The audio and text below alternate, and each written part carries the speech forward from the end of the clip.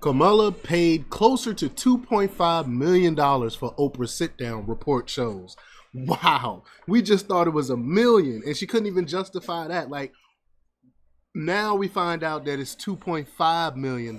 This is just crazy. Like, what person has to pay $2.5 million for a sit-down interview? This makes absolutely no sense. This was a payoff. Everyone that was caping for Camilla got a bag. If you caped for her and didn't get a bag, then you missed out. This is crazy. So we're gonna talk a little bit about it. But before we get started, go ahead and hit that like button. Share this out so we can get this information out there. Subscribe if you're not already a subscriber, and hit that alarm bell so you know when I'm putting out new stuff. Also, check out my link tree in the description. Has a link to my Patreon. That's where I talk about things that I can't talk about here. There's also a link to my Instagram and my X account, so follow me there as well.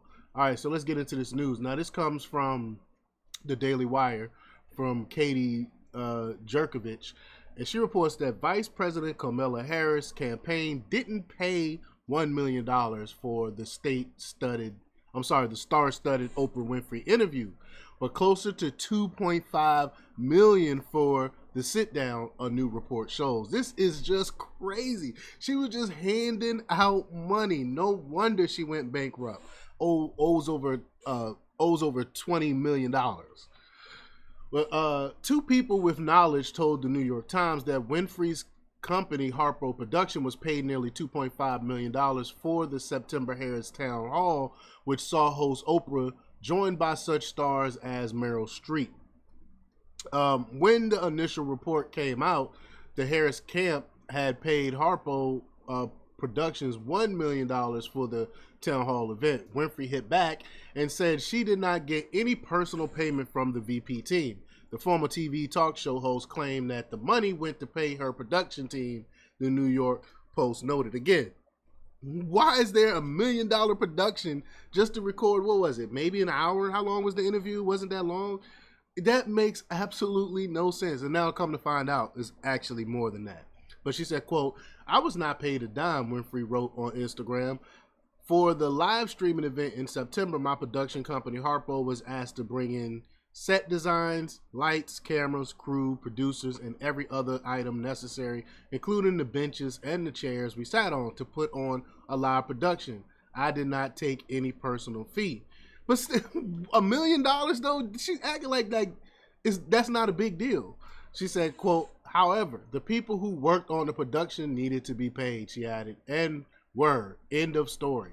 A former advisor for Harris also said they never paid any celebrity for their support after a report surfaced showing Winfrey was part of a host of stars who got paid big bucks for their appearances with Harris on the campaign trail. I mean, they act like this information wasn't going to come out. This is public information. Why would you lie about that? You know you gave these celebrities money. Why would you come out and say you didn't? But the spending decisions are documented in the Federal Elections Commission records, the Times noted. That's what I was saying. That was my point. We know that this information is public information. Why would you come out and lie about it? Harris's campaign also decided to host several star-studded concerts in various swing states on the eve of the election with stars like Lady Gaga, John Bon Jovi, James Taylor, and Katy Perry. Again, none of this stuff worked. People are not looking for election advice from celebrities who are already making money. They make a lot of money. Why do they care why would they care about us plebes that are suffering?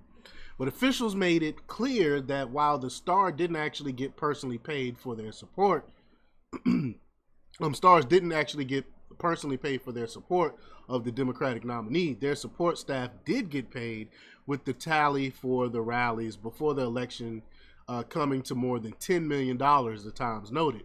And during Harris's 15 weeks on the campaign trail, the VP spent $1.5 billion with a B, far surpassing the $1 billion raised after President Joe Biden stepped aside and made her the nominee. Like, how do you spend $1.5 billion and still lose? It has also been reported that Harris spent six figures building a set for the interviews she did with Alex Cooper's Call Her Daddy podcast. I already reported on that. The set was built in a hotel room in Washington, D.C., but made made to look like Cooper's actual set in Los Angeles, the Washington Examiner reported. The Harris campaign declined to comment on finances for the Examiner's report, of course, but post-election report will be available within 30 days as mandated by the Federal Election Commission. So we'll have even we'll have all the information by then, so they can't lie about it. But while they're not revealing specifics now, the campaign already disclosed in October that it has spent more than $880 million. This number was much greater than the amount spent by Trump campaign, which was estimated to be $354 million. This is just crazy that you got to spend all this money and still lose. Well, y'all let me know what y'all think about this. Leave your comments down below. Like, share, subscribe, and check out jjthepsychotherapist.com for the latest